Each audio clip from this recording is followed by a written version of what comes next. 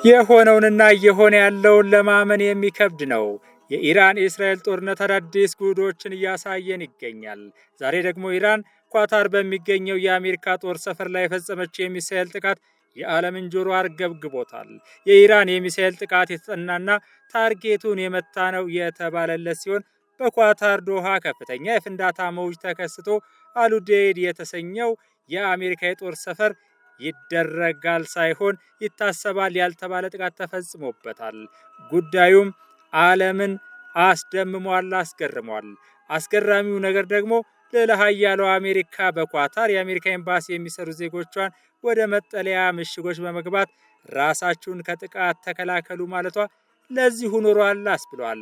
በመሰል ሁኔታ ውስጥ ያሉ ሁሉ እንደሚያደርጉት የአሜሪካ ጥሪ ተገቢና የሚጠበቅ ኃላፊነት የተሞላበት ቢሆንም ኢራን የጦር ሰፈሩን ለማጥቃት የተጠቀመቻቸው 6 ቦምቦች አሜሪካ በኢራን የኒውክሌር ጣቢያ ላይ ከፈጸመቻቸው 6 ቦምቦች ጋር ተመሳሳይ ቁጥር ያላቸው መሆኑ ደግሞ ምጸታዊ፣ አሳሳቢ ትርጉም አሰጥቶታል ተብሏል። በቀጣይ ምን ይከሰት ይሆን? አብረን የምናየው ይሆናል። አስተማማኝና ወቅታዊ መረጃዎችን ለማግኘት አዲስ ምንጭ ዩቲዩብ ቻናልን ይከታተሉ፣ ይወዳጁን።